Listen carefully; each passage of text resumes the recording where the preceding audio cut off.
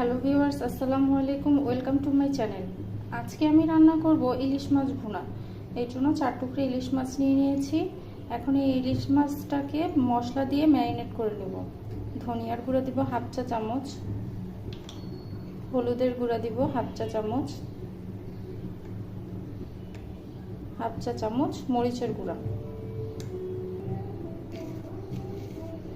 পরিমাণ মতন লবণ দিয়ে নিলাম। এবার মাছটাকে সুন্দরভাবে মাখিয়ে নেব। মাছে ভালো করে মশলা মাখিয়ে নেওয়ার পর এখন ফ্রাই প্যানে পরিমাণ মতন তেল দিয়ে তেল গরম করে নিয়েছি। এখন এর মধ্যে মাছগুলো দিয়ে দেব।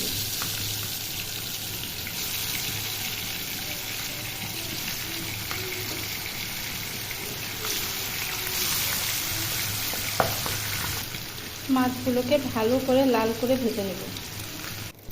মাছগুলো ভাজা হয়ে গেছে, এখন মাছগুলোকে তুলে নেব।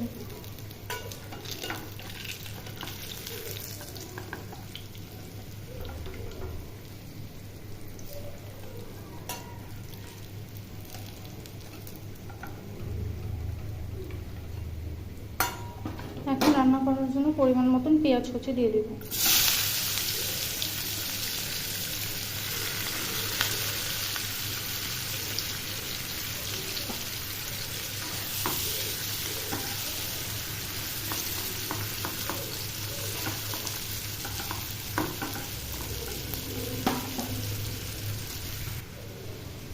পেঁয়াজগুলোকে ভালো করে ভেজে নেব, লাল না হওয়া পর্যন্ত।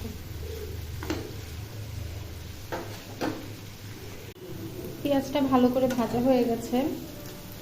এখন মশলা কষানোর জন্য পেঁয়াজের মধ্যে পরিমাণ মতন পানি দিয়ে দেব।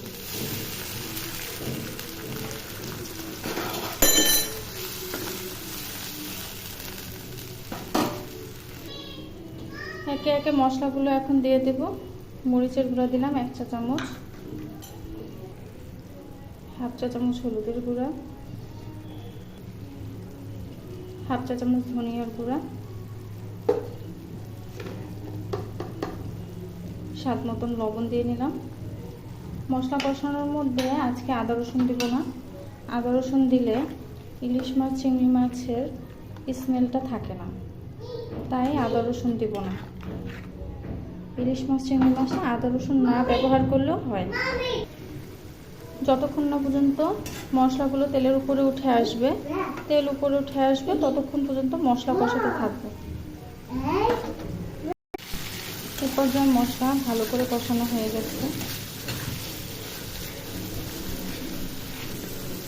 এখন সামান্য পরিমাণে পানি দিয়ে দেব।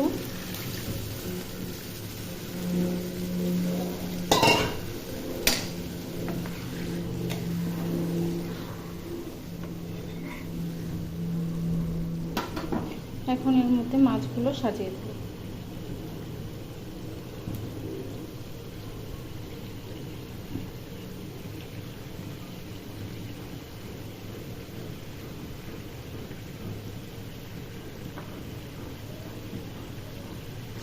কাঁচামরিচ দিয়ে দিলাম।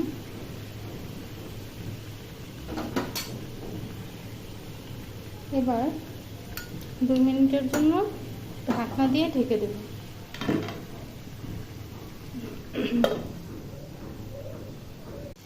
এই তো হয়ে গেছে মজাদার সুস্বাদু ইলিশ মাছের ভুনা। তো ভিউয়ার্স, আপনাদের যদি আমার ভিডিওটি ভালো লেগে থাকে অবশ্যই আমার চ্যানেলটি সাবস্ক্রাইব করুন এবং আমার পাশে থাকুন। আল্লাহ হাফেজ।